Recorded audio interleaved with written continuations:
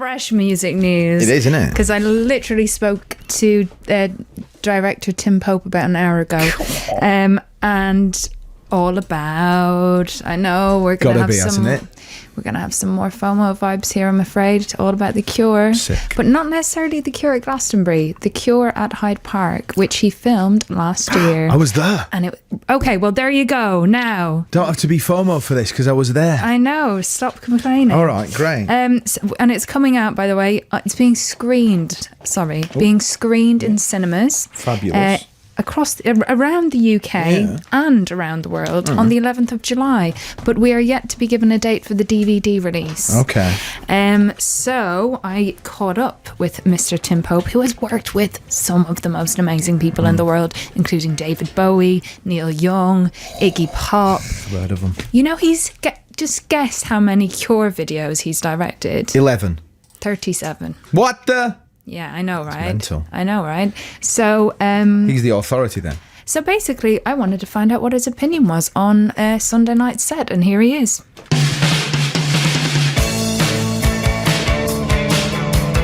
Tim Pope, director extraordinaire, and the person responsible for some of the greatest music videos of all time, including... Sheesh, I love your interviewing style.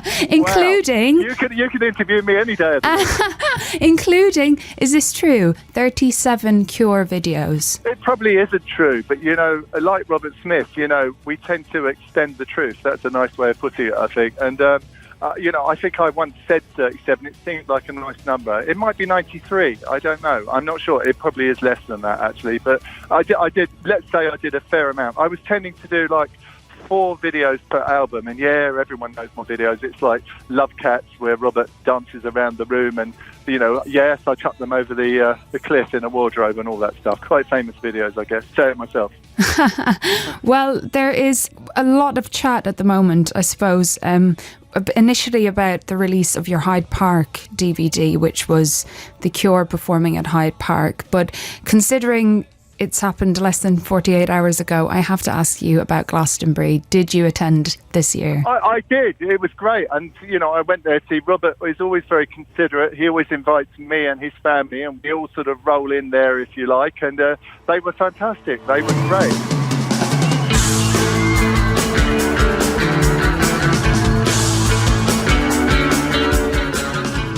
I didn't have a seat, to be honest. I've got to run that gripe past him. We were on this sort of tower which looked at the stage from an oblique view, so certainly not as good a view as I had in Hyde Park, which was kind of front row stuff, you know. Yeah, but you were filming Hyde Park, right? I'm wondering. I was, and I must correct you on something there, which is actually what is really exciting about our film anniversary. I can't say the title; it's such a mouthful. Hold on, let me get this right. The Cure Anniversary, 1978.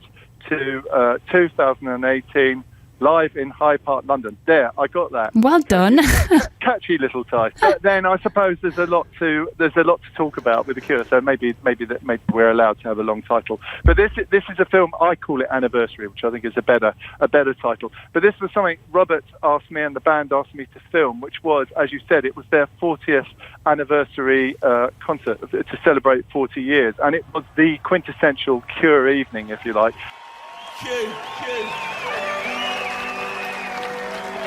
Yeah, I mean, I realise that I'm going for the award for the person that says less ever at Glastonbury. I'm not really going. There is no award, by the way, for that. I've just made that up. But I'd still win it. Although things are changing, I can tell. Look, I'm talking.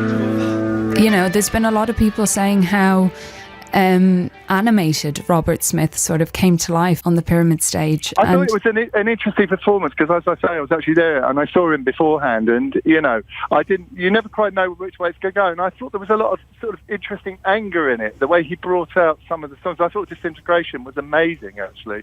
But that's what happens with The Cure. Every time you see them, it's a different experience, and my film is a different experience to that. It's a more, I don't know, it's like the quintessential versions of the song.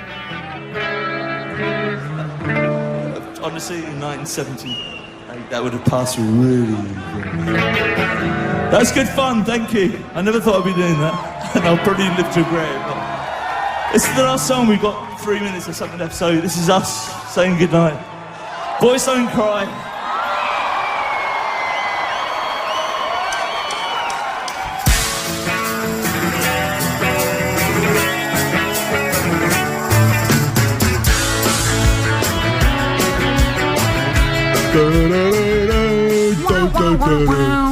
Well, it don't get much better than that, What do a it? banger. I could have spoken to Tim all day, seriously. He has got some of the best stories. Oh my God. He's done a lot, hasn't he? He done has, a lot. he has. So keep an eye out for that Hyde Park Yeah. DVD. It is in cinemas on the 11th of July. And what else did I want to say? I did bring it up with him actually. If Robert Smith is usually that sort of emotion towards the end of gigs, and surprisingly, it was the first time Tim Pope in the whole, I don't know, let me think how many. Nearly 30 40 years. 30 odd years that they've known each other, where he hasn't actually really seen him well up. He was so lachrymose at the end, wasn't There's he? something about playing the Pyramid Stage at Glastonbury. What is that?